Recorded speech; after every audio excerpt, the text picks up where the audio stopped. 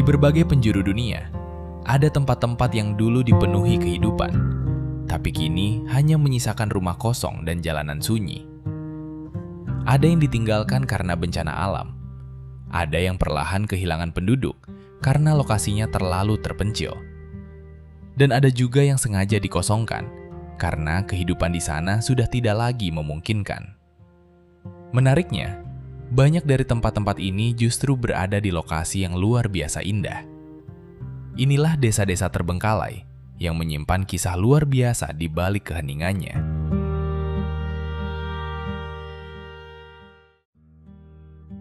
Di atas tebing curam di kawasan Abruzzo, Italia, terdapat sebuah desa kecil bernama Castrovalva. Rumah-rumah batu berdiri rapat mengikuti lereng gunung, sementara jalan sempit berkelok di antara bangunan tua. Dari desa ini, pemandangan lembah di bawahnya terlihat sangat luas. Castrovalva telah dihuni sejak berabad-abad lalu, dan lokasinya yang terpencil dahulu memberikan perlindungan alami. Masyarakat hidup dari pertanian, peternakan, dan aktivitas sederhana khas desa pegunungan. Namun, memasuki abad ke-20, kehidupan di Castrovalva mulai berubah. Akses yang sulit dan terbatasnya peluang ekonomi membuat sebagian penduduk pindah ke wilayah yang lebih mudah dijangkau. Jumlah warga pun perlahan berkurang. Kini hanya sedikit orang yang masih bertahan di sini, sehingga suasana Castrovalva terasa jauh lebih sunyi dibandingkan masa kejayaannya. Rumah-rumah batu dan gang-gang sempit masih berdiri di lereng gunung, sementara kehidupan desa berjalan jauh lebih tenang di antara pemandangan pegunungan Abruzzo.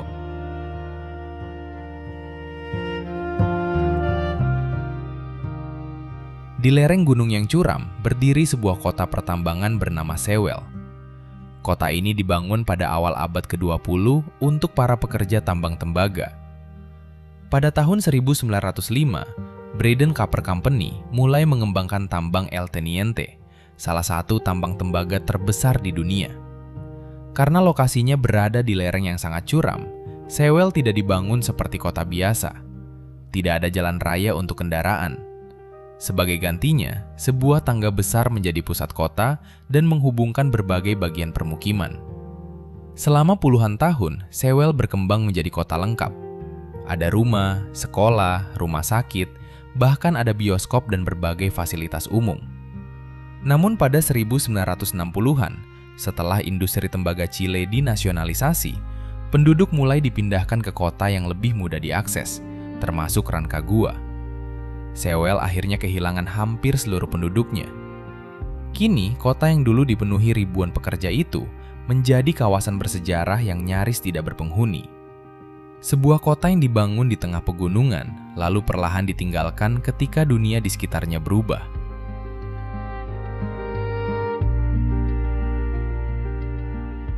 Safassan merupakan sebuah desa di kawasan Halfeti, Turki. Dulu, desa ini merupakan permukiman biasa yang dihuni masyarakat selama puluhan tahun. Namun, semuanya berubah ketika sebuah proyek bendungan besar mengubah kawasan ini menjadi waduk.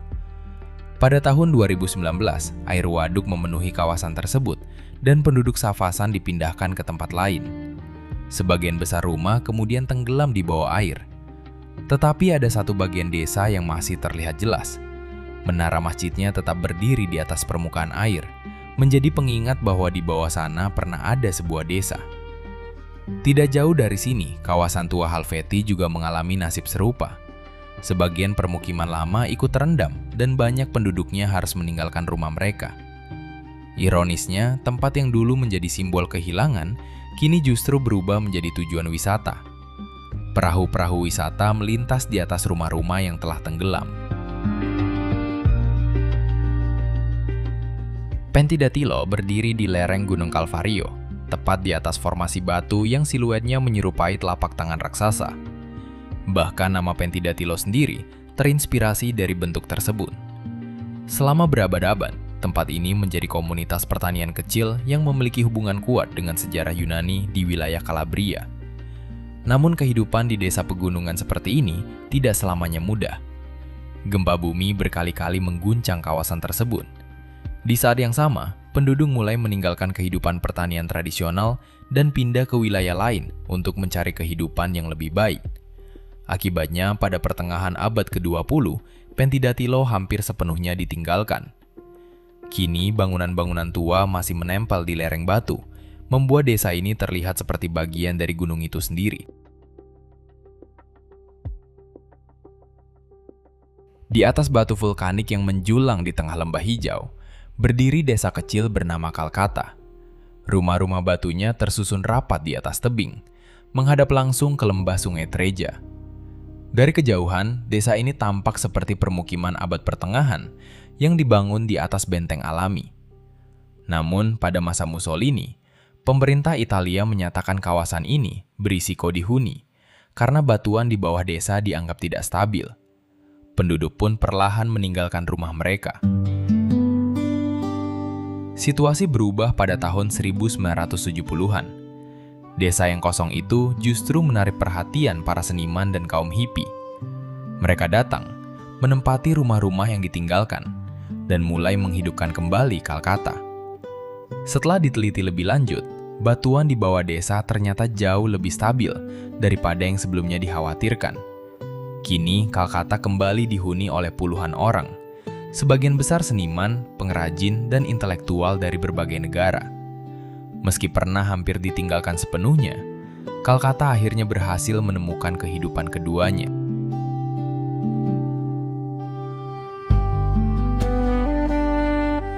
San Juan Parangarikutiro awalnya merupakan kawasan pertanian yang didirikan sejak abad ke-16. Tanahnya subur, sehingga kehidupan masyarakat di sini berjalan cukup stabil selama berabad-abad. Namun semuanya berubah pada 20 Februari 1943. Hari itu, seorang petani melihat tanah di sekitarnya mulai terangkat. Tidak lama kemudian, sebuah gunung berapi baru muncul. Gunung tersebut kemudian dikenal sebagai Parikutin. Letusannya terus berkembang, sementara aliran lava perlahan bergerak mendekati permukiman. Pada tahun 1944, lava akhirnya mencapai desa. Penduduk terpaksa mengungsi, sementara rumah-rumah mereka perlahan ditelan material vulkanik. Hampir seluruh desa hancur. Tapi ada satu bangunan yang berhasil bertahan, sebuah gereja. Kini, menara gereja tersebut masih terlihat berdiri di antara hamparan lava yang telah mengeras, seolah menjadi satu-satunya saksi bahwa di tempat itu dulu pernah ada sebuah desa yang hidup.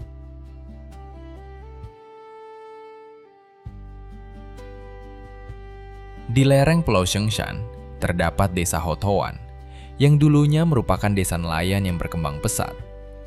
Pada tahun 1960-an dan 1970-an, lebih dari 2.000 orang tinggal di sini, dengan rumah-rumah bertingkat mengikuti lereng bukit dan menghadap ke laut. Namun, akses yang sulit dan semakin sedikitnya peluang ekonomi membuat penduduk perlahan pergi. Pada awal 1990-an, Hotowan akhirnya ditinggalkan. Kini, rumah-rumah yang pernah dihuni ribuan orang hampir seluruhnya diselimuti tanaman hijau. Hotowan pun menjadi salah satu desa terbengkalai paling terkenal di Cina, seolah perlahan ditelan kembali oleh alam.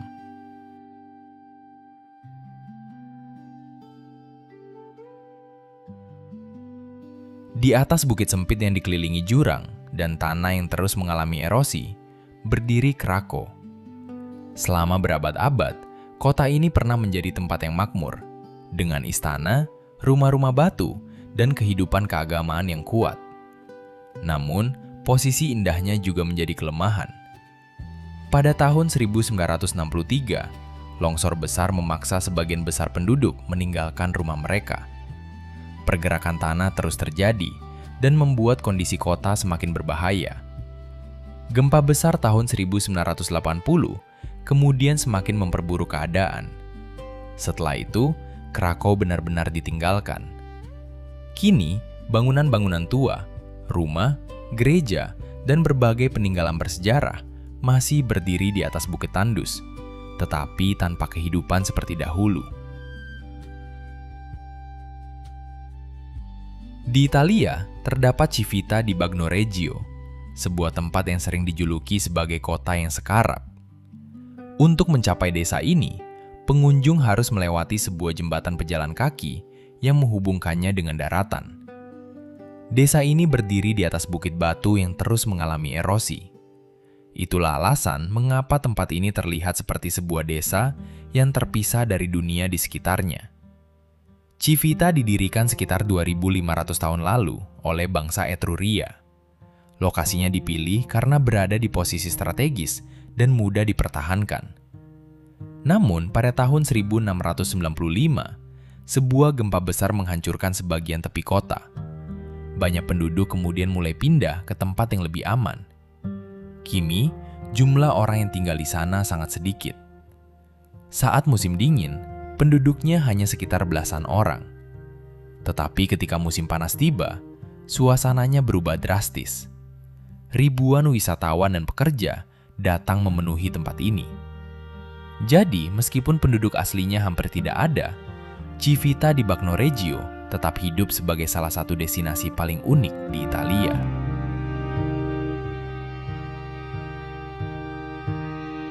Di Semenanjung Mani, terdapat desa bernama Fatia yang terkenal dengan rumah-rumah menaranya. Bangunan-bangunan batu bertingkat berdiri sangat rapat, hampir seperti membentuk tembok pertahanan alami. Desain seperti ini bukan tanpa alasan. Masyarakat di kawasan tersebut memiliki tradisi panjang dalam mempertahankan desa dari serangan. Bahkan masyarakat setempat menganggap diri mereka sebagai keturunan langsung bangsa Sparta. Bentuk menara juga memiliki makna tersendiri. Semakin tinggi sebuah menara, semakin besar pula simbol kekuasaan keluarganya. Jika sebuah klan kalah dalam konflik, mereka bahkan bisa dipaksa merobohkan bagian atas menaranya sebagai bentuk penghinaan. Namun memasuki awal abad ke-20, kehidupan mulai berubah. Masyarakat meninggalkan pertanian pegunungan yang keras dan pindah ke kota-kota seperti Athena untuk mencari pekerjaan. Perlahan Fatia kehilangan penduduknya. Kini, deretan menara batu yang dulu menjadi simbol kekuatan keluarga justru menjadi peninggalan dari sebuah kehidupan yang hampir hilang.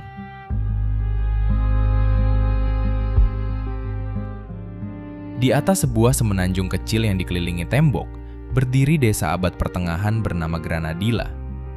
Desa ini sudah berdiri sejak abad ke-9 dan selama berabad-abad menjadi pusat penting bagi kawasan di sekitarnya. Namun pada tahun 1960-an, sesuatu yang jauh lebih besar mengubah nasib desa ini. Pembangunan Waduk Gabriel I Galan membuat hampir seluruh wilayah Granadilla terkena pembebasan lahan. Penduduk akhirnya harus meninggalkan rumah mereka. Air memang tidak langsung menenggelamkan seluruh desa, tetapi waduk membuat Granadilla hampir terputus dari wilayah sekitarnya. Jalan, lahan pertanian, dan berbagai akses penting ikut terdampak. Pada tahun 1964, penduduk terakhir akhirnya pergi. Setahun kemudian, status administratif Granadilla juga dibubarkan. Namun desa ini tidak benar-benar hilang. Beberapa dekade setelah ditinggalkan, program restorasi mulai dilakukan untuk menyelamatkan bangunan dan jalan-jalan lamanya. Salah satu peninggalan paling mencolok adalah kastil abad ke-15 yang pernah menjadi milik bangsawan Spanyol. Hari ini, Granadilla terlihat seperti kota abad pertengahan yang tiba-tiba ditinggalkan, tetapi masih berdiri utuh di tengah lanskap yang sunyi.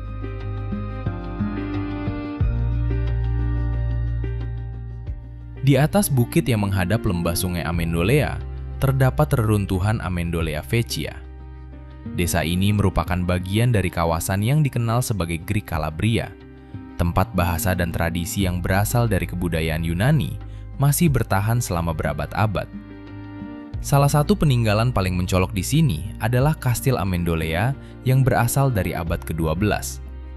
Namun pada tahun 1951, Sungai Amendolia mengalami banjir besar. Banjir tersebut menyebabkan kerusakan parah dan mendorong penduduk mulai meninggalkan kawasan ini. Setelah itu, masalah lain ikut menyusul. Lokasinya yang terpencil dan kondisi ekonomi yang sulit membuat semakin banyak orang pergi. Hingga akhirnya, pada penghujung abad ke-20, desa tua ini benar-benar ditinggalkan. Kini yang tersisa adalah reruntuhan rumah, gereja, dan kastil yang berdiri di atas bukit.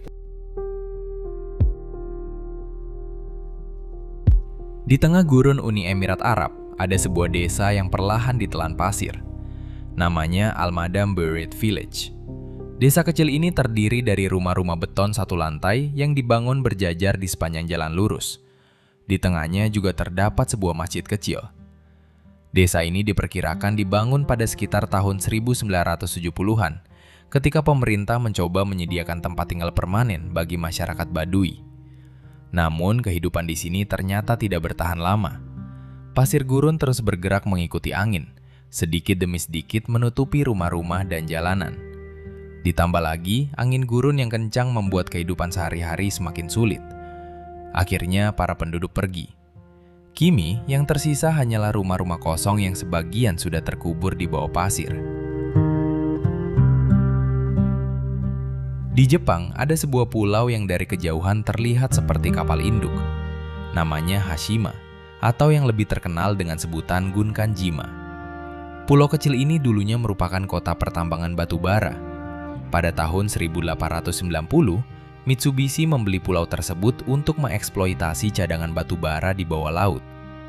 Karena semakin banyak pekerja datang, berbagai bangunan tempat tinggal mulai dibangun. Pada tahun 1959, jumlah penduduknya mencapai sekitar 5.000 orang. Namun kemudian Jepang mulai beralih dari batu bara ke minyak bumi. Pertambangan di Hashima semakin tidak menguntungkan. Penduduk pun perlahan pergi. Dan akhirnya, kota yang pernah begitu padat ini berubah menjadi pulau kosong yang dipenuhi bangunan beton terbengkalai. Di Oman, ada sebuah permukiman tua bernama Al-Hamra. Usianya diperkirakan mencapai sekitar 400 tahun. Selama berabad-abad, desa ini menjadi tempat tinggal berbagai keluarga yang mewariskan rumah mereka dari satu generasi ke generasi berikutnya. Banyak bangunan dibuat bertingkat dan saling berdempetan, sehingga ruang yang tersedia bisa dimanfaatkan semaksimal mungkin. Namun, memasuki abad ke-20, Oman mulai mengalami modernisasi. Banyak penduduk memilih pindah ke rumah-rumah baru yang lebih nyaman dan modern. Akibatnya, kawasan permukiman lama perlahan ditinggalkan. Meski begitu, rumah-rumahnya masih bertahan hingga sekarang. Di Spanyol, ada sebuah kota tua yang seolah-olah berhenti tepat di tengah kehancuran. Namanya Belchite Viejo. Dinding-dinding bangunannya masih menyimpan bekas pertempuran. Ada bagian yang runtuh, lubang akibat serangan, dan sisa-sisa bangunan yang hancur karena perang. Semua ini terjadi dalam Perang Saudara Spanyol. Pada tahun 1937, pertempuran Belchite menghancurkan hampir seluruh kota. Setelah perang berakhir, pemerintah memilih membangun kota baru di sebelahnya. Sementara itu, kota lama dibiarkan tetap menjadi reruntuhan. Karena itulah, ketika berjalan di antara bangunannya hari ini, suasananya terasa seperti melihat sebuah adegan perang yang dibekukan dalam waktu.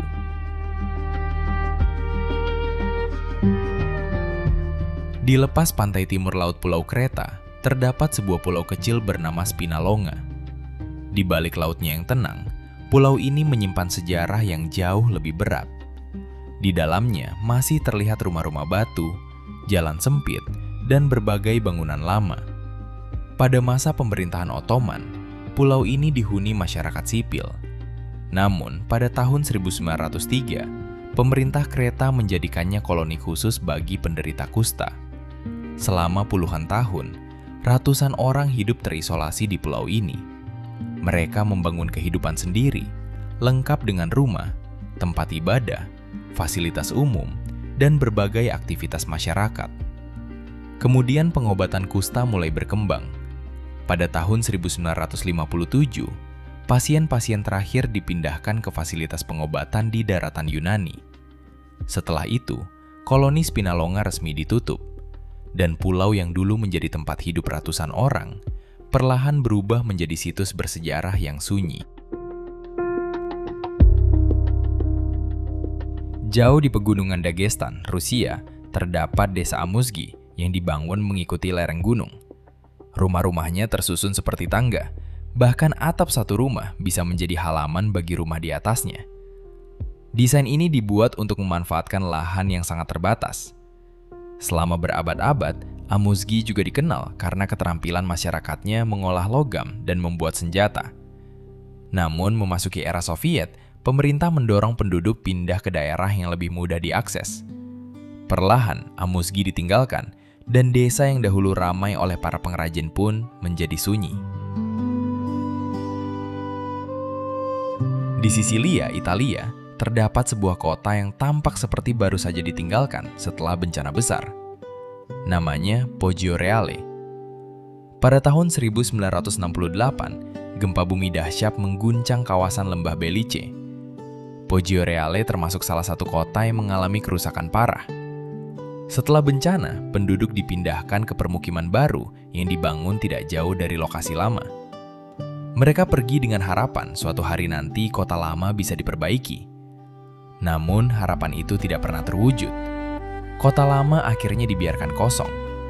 Hari ini, jalan-jalannya masih menyimpan fasad bangunan yang terkikis waktu, sisa gereja, dan berbagai struktur yang perlahan runtuh. Semuanya menjadi pengingat bisu tentang gempa yang mengubah kehidupan masyarakat di kawasan ini. Di Pulau Chios, Yunani, terdapat sebuah desa yang dibangun di atas puncak batu. Namanya Anafatos. Dari kejauhan, desa ini terlihat seperti benteng alami yang hampir mustahil didatangi. Desa ini diperkirakan berdiri sejak abad ke-11. Awalnya, tempat ini dihuni oleh para pekerja yang membangun sebuah biara di kawasan tersebut. Karena lokasinya tinggi dan sulit dijangkau, tempat ini juga memberikan perlindungan alami. Rumah-rumahnya dibangun sangat rapat, sementara jalan dan lorongnya dibuat sempit mengikuti bentuk batu. Seolah-olah seluruh desa tumbuh langsung dari tebing. Namun pada tahun 1881, gempa bumi besar mengguncang kawasan tersebut. Seiring waktu, penduduk mulai meninggalkan Anafatos dan memilih tinggal di tempat yang lebih aman. Di lereng Gunung Semeru, Jawa Timur, terdapat kawasan Curah Kobokan yang dahulu menjadi permukiman dan tempat aktivitas warga. Selama bertahun-tahun, masyarakat hidup berdampingan dengan aktivitas vulkanik Semeru. Namun, pada 4 Desember 2021, semuanya berubah. Awan panas guguran meluncur cepat dari lereng gunung, menutupi permukiman dengan material vulkanik dan menewaskan banyak orang. Bencana tersebut membuat Curah Kobokan menjadi salah satu kawasan yang paling dikenang dari erupsi Semeru 2021. Setelah kejadian itu, wilayah berisiko tinggi tidak lagi dianggap aman untuk permukiman. Kawasan yang sebelumnya menjadi tempat tinggal warga pun berubah menjadi wilayah yang sangat berbahaya.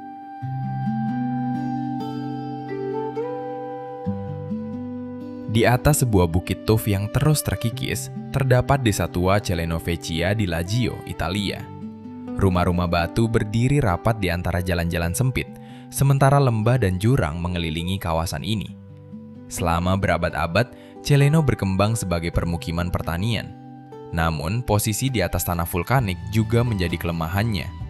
Erosi dan pergerakan tanah perlahan mengikis bukit, membuat bangunan semakin tidak aman. Penduduk akhirnya mulai meninggalkan desa dan pindah ke kawasan yang lebih stabil. Seiring waktu, rumah-rumah kosong dan kehidupan di Celenovecia semakin menghilang. Kini, bangunan-bangunan tua yang tersisa berdiri di atas bukit yang dikelilingi lembah.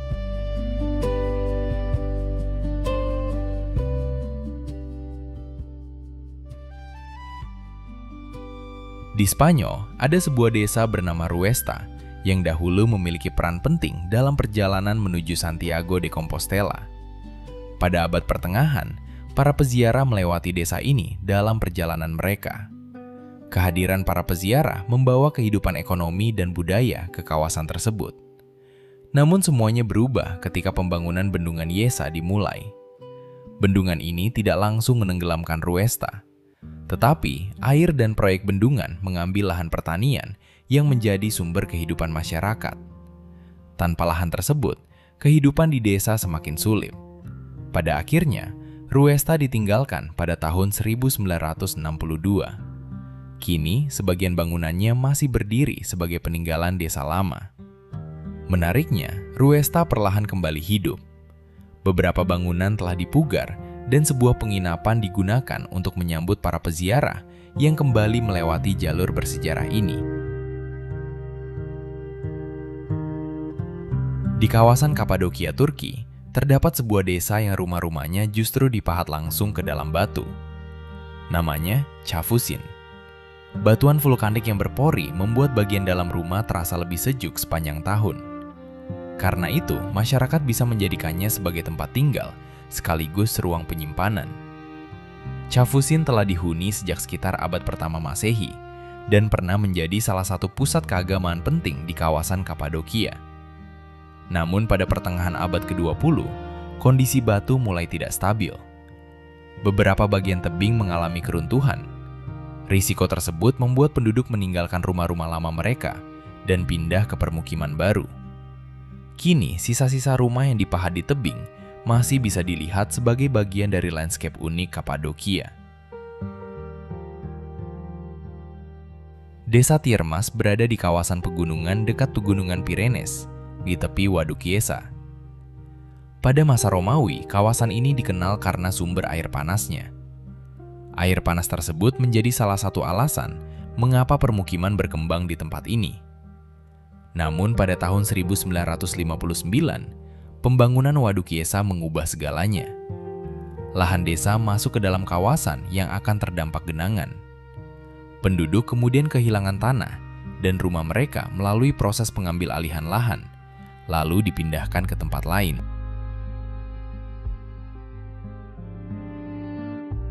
Di Sardinia, Italia, ada sebuah desa yang dulu hidup tenang sebagai komunitas petani dan peternak. Namanya Tratalias. Selama berabad-abad, kehidupan di desa ini berjalan sederhana dan stabil. Penduduk mengandalkan pertanian dan peternakan untuk memenuhi kebutuhan sehari-hari. Namun semuanya mulai berubah ketika sebuah waduk dibangun di dekat desa pada abad ke-20. Perubahan kondisi tanah menyebabkan masalah kelembapan dan sanitasi. Perlahan, kehidupan di desa menjadi semakin sulit. Tetapi berbeda dari banyak kota mati lainnya, desa ini tidak sepenuhnya ditinggalkan begitu saja. Sebagian bangunannya justru dipugar dan kemudian dimanfaatkan sebagai kawasan bersejarah dan budaya.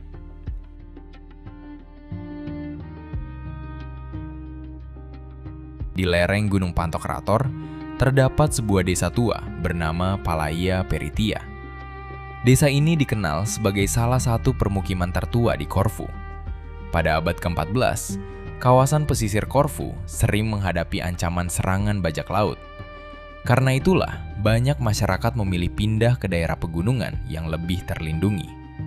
Palaia Peritia kemudian berkembang menjadi sebuah komunitas besar. Pada masa kejayaannya, ratusan orang tinggal di sini. Bahkan terdapat hingga 8 gereja di dalam desa. Namun keadaan mulai berubah pada pertengahan abad ke-20.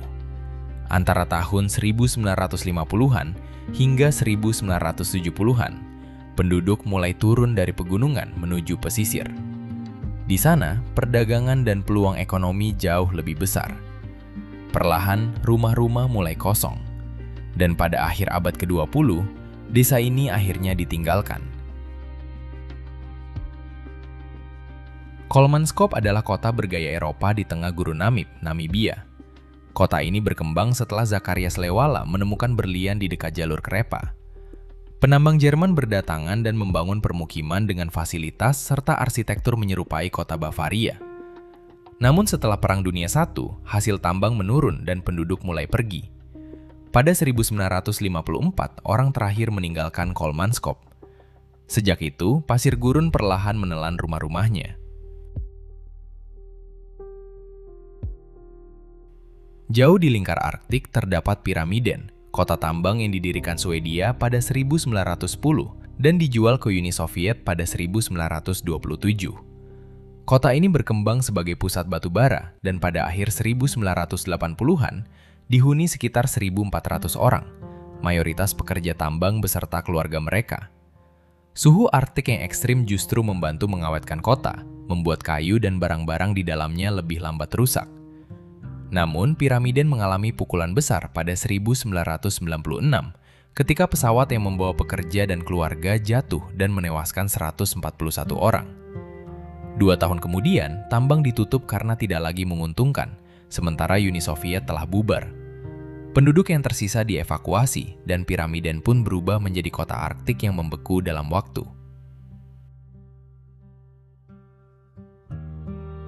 Di Calabria, Italia, terdapat desa tua Rogudi yang berdiri di antara jurang dan tebing. Sejak abad pertengahan, masyarakat memilih tinggal di pegunungan untuk menghindari serangan dari pesisir. Selama berabad-abad, penduduk hidup sederhana dengan bertani dan beternak. Namun pada 1951, banjir Sungai Amendolela mulai merusak desa dan terus berulang. Hingga pada 1973, pemerintah memerintahkan pemindahan penduduk secara permanen. Rogudi pun ditinggalkan, menyisakan bangunan-bangunan tua di antara tebing dan jurang. Di Amerika Serikat, terdapat Cliff Palace, permukiman yang dibangun langsung di dalam ceruk tebing batu. Dibangun antara abad ke-12 dan ke-13 oleh masyarakat leluhur penduduk asli Amerika. Lokasi ini melindungi mereka dari cuaca sekaligus mudah dipertahankan. Namun kekeringan besar pada 1276 sampai 1299 membuat pertanian sulit dilakukan. Penduduk akhirnya meninggalkan kawasan ini dan bermigrasi ke selatan, menuju wilayah yang kini menjadi Arizona dan New Mexico. Keturunan mereka, termasuk masyarakat Hopi dan Zuni, masih hidup hingga kini.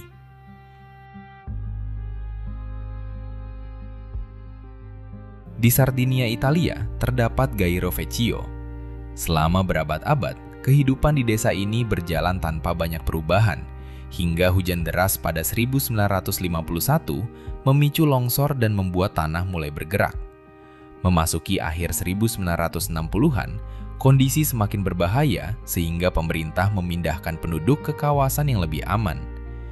Kini rumah-rumah yang dahulu menjadi tempat tinggal keluarga berdiri kosong dan perlahan rusak, seolah menjadi saksi tanah yang pernah bergerak di bawah kaki mereka.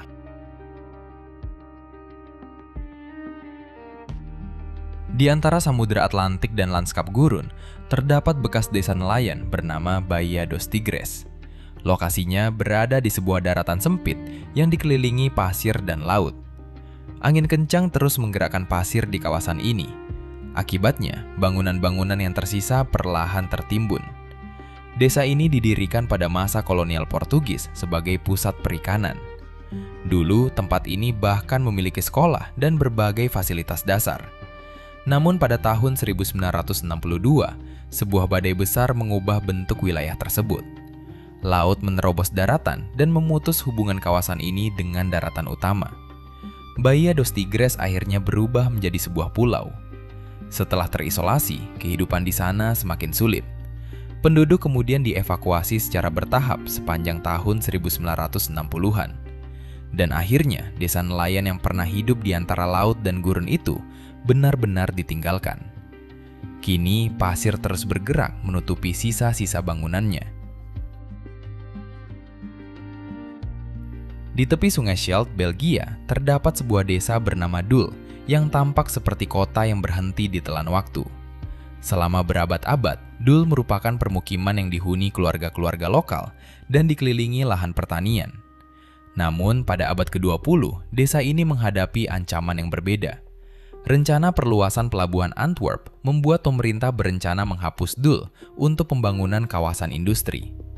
Penduduk perlahan meninggalkan rumah mereka, sementara sebagian bangunan kemudian dibiarkan kosong. Meski begitu, Dul tidak sepenuhnya hilang. Sejumlah rumah masih berdiri, sementara bangunan kosong dan jalan yang sunyi menciptakan suasana yang terasa seperti desa hantu. Dinding-dindingnya bahkan dipenuhi karya grafiti, menjadikan desa ini dikenal sebagai salah satu permukiman terbengkalai paling unik di Belgia. Di lereng Gunung Siolo, Italia, terdapat desa tua bernama Fossa. Pusat desanya dipenuhi rumah-rumah batu, lengkungan, dan gang sempit yang menanjak menuju kastil abad pertengahan. Dahulu, Fossa juga dikelilingi tembok pertahanan untuk melindungi penduduk dari serangan. Letaknya yang tinggi membuat desa ini memiliki posisi strategis dan pemandangan luas ke lembah di sekitarnya. Selama berabad-abad, masyarakat Fossa hidup dari pertanian dan peternakan. Rumah-rumah dibangun menggunakan batu sekitar dan mengikuti kontur lereng. Namun pada 2009, gempa bumi dahsyat mengguncang Abruzzo dan menyebabkan kerusakan parah. Banyak bangunan menjadi tidak stabil, sehingga penduduk harus dievakuasi.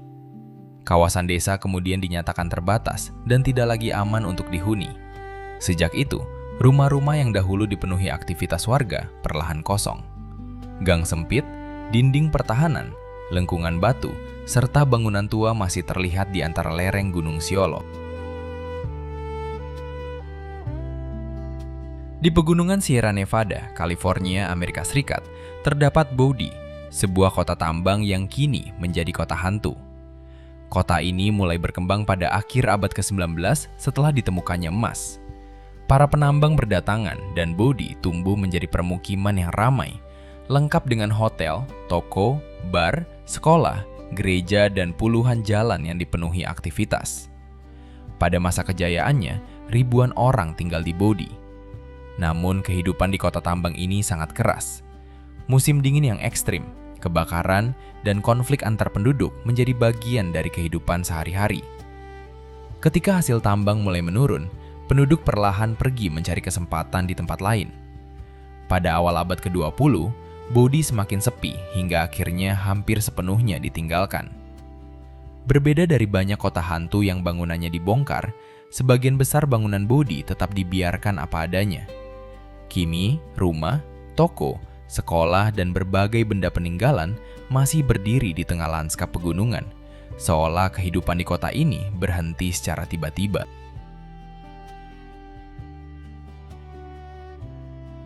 Di lereng pegunungan dekat Fethiye, Turki, terdapat sebuah desa tua bernama Kayaköy. Rumah-rumah batu dan gereja yang berdiri di lereng bukit membuat tempat ini terlihat seperti kota yang ditinggalkan secara tiba-tiba. Dahulu, Kayaköy dikenal sebagai Livisi dan dihuni ribuan masyarakat Kristen Ortodoks berbahasa Yunani. Namun setelah Perang Yunani-Turki berakhir, pertukaran penduduk antara Yunani dan Turki pada 1923 membuat masyarakatnya meninggalkan desa ini. Rumah-rumah mereka kemudian kosong dan perlahan rusak. Kini, ratusan bangunan batu masih memenuhi lereng Kayaköy, termasuk gereja-gereja tua yang menjadi bagian penting dari sejarah desa ini.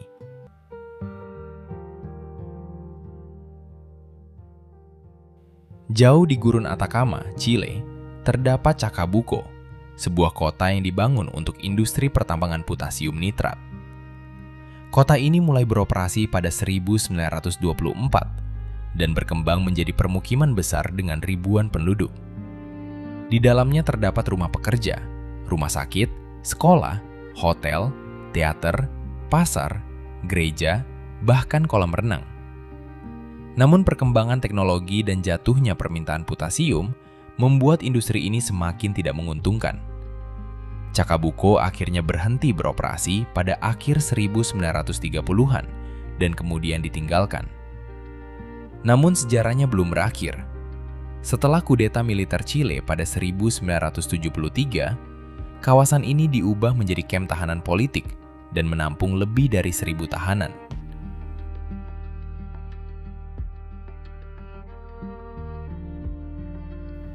Di tengah pegunungan Sawatch, Colorado, Amerika Serikat, terdapat Saint Elmo, kota tambang yang kini menjadi salah satu kota hantu paling terawat di negara bagian tersebut.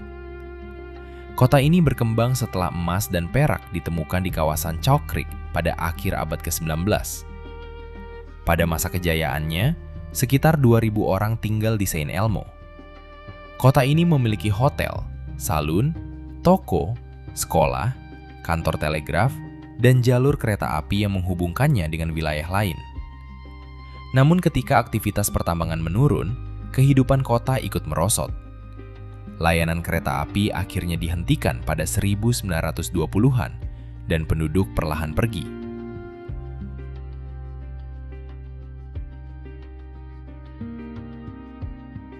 Di pesisir timur Pulau Kreta, dekat Sitia, Yunani, terdapat Dionysus Resort Village, sebuah kompleks wisata yang dibangun dengan konsep menyerupai desa Yunani.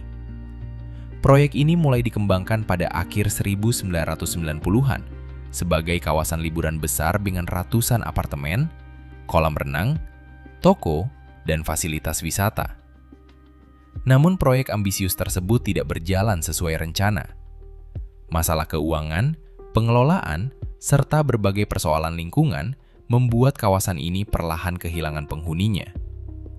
Sebagian besar bangunan akhirnya kosong, dan fasilitas yang dahulu dirancang untuk wisatawan mulai terbengkalai.